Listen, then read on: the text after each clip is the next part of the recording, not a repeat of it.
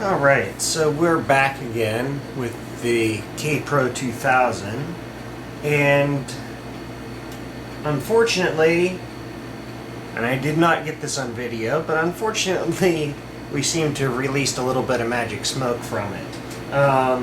Did a little bit of research online, and the limited information I could find out about it is that it had a 12 volt power supply. Well, I don't have a 12 volt power supply.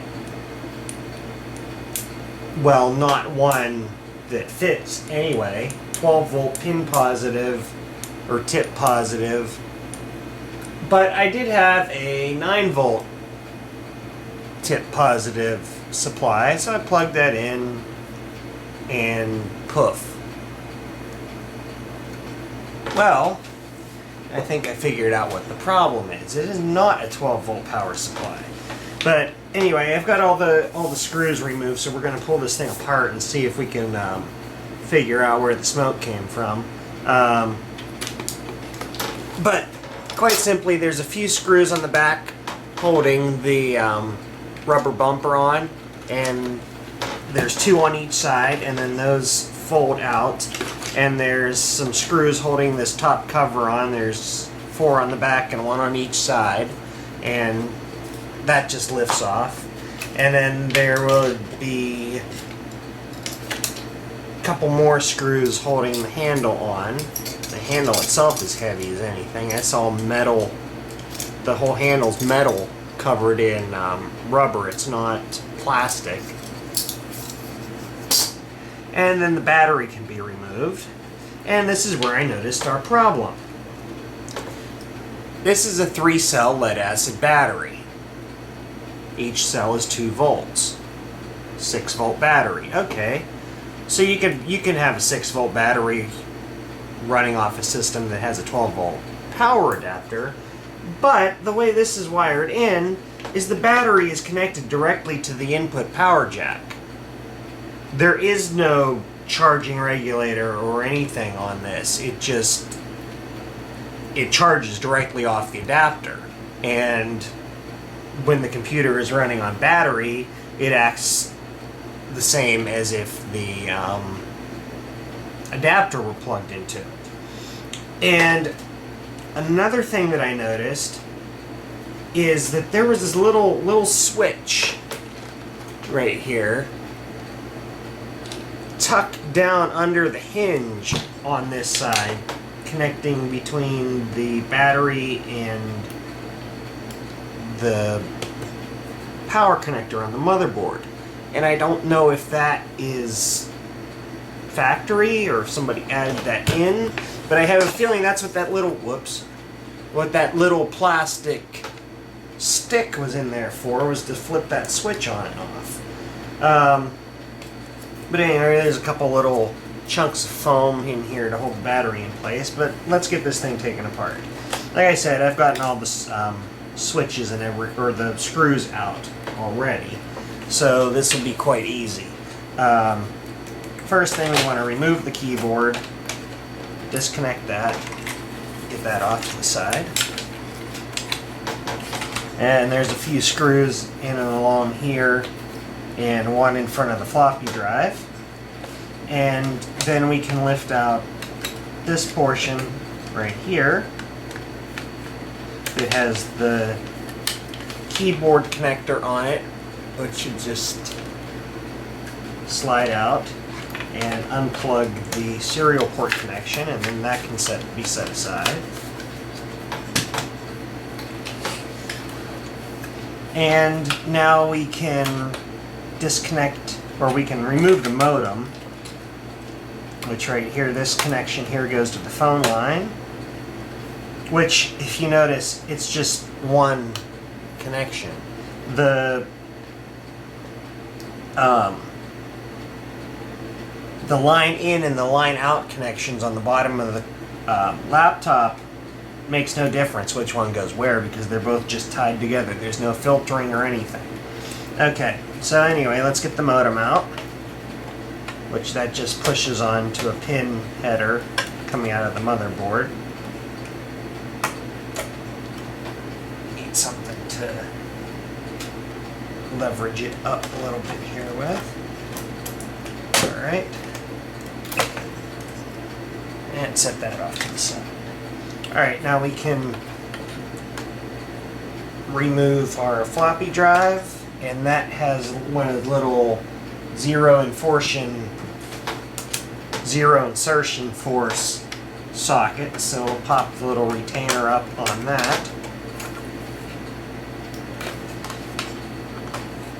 And we can then, this whole tray here lifts out as one piece, and here's the floppy drive. And there's a big, huge sticker on the bottom here: attention static sensitive devices. Handle only at static safe workstations. But here, let's take a look at this floppy drive while we have this out. Since I said this is the same exact floppy drive that's in the Sony computer, and here, we'll pop this open. It is actually a Citizen drive, and as you can see, the bottom half of the drive is fixed to the base, and the top head assembly flips up with the cover. And that, where's our disc here? Or a disc anyway.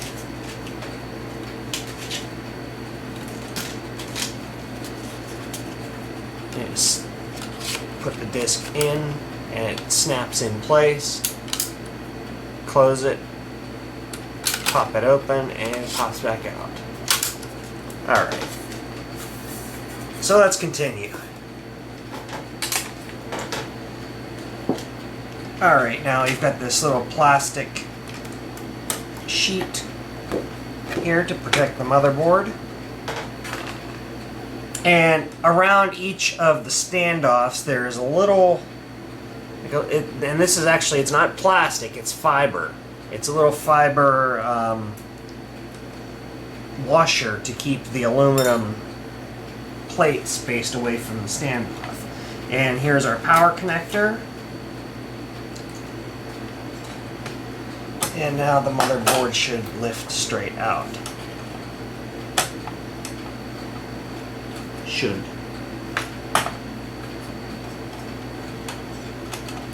There, it's just stuck. Okay, and our video cable connects to the back under here. Carefully remove that. Okay, and this is not a zero insertion force type socket, so you have to be careful with that. But here you see our power connector. This is just, there's two wires here coming from, there's a small switch on the screen, and the gray wire and black wire. The black wire goes straight to the ground on the battery and power connector, and the gray one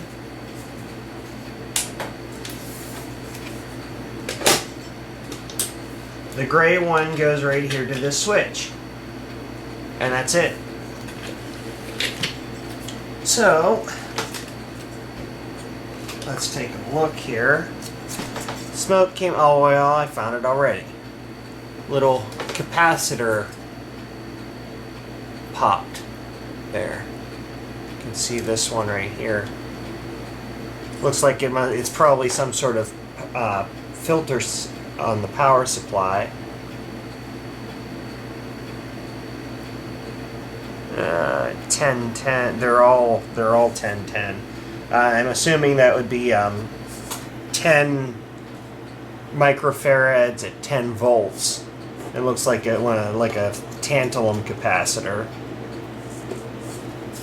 So that appears to be what the problem is. And there's also some corrosion here from another capacitor. 10 microfarad, 25 volts, another tantalum cap. Right here, there's some corrosion coming through the other side of the board underneath this tape here.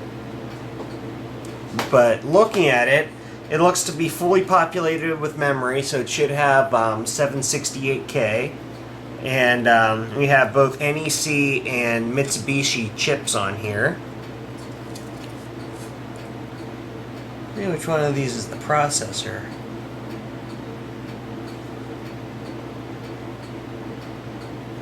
Assuming it would be this one, which is an NEC chip. But normally the NECs, they'll say V20 or V30 on them.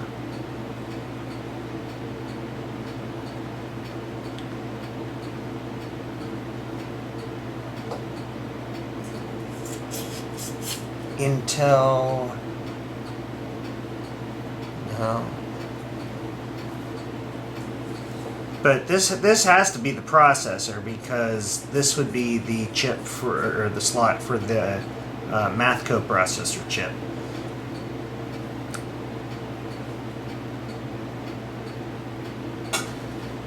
So anyway, yeah, we're gonna have to get ourselves a couple capacitors and see if we can then fire this thing up. But now that we know the voltage requirements for it, nothing else appears to be burned or damaged, and this, like I said, the smoke only came out of the one side here, so it was definitely this one. Why just the one capacitor blew and not the others? But I'll probably end up replacing all three in case any of these are now out of tolerance due to the fact of the shorting out of that. Or not shorting out, but overloading that. But why? I don't understand why a 10-volt cap would blow with a 9-volt power supply. Unless it's not pin tip positive, it could be tip negative. I'm not sure, to be honest. I'll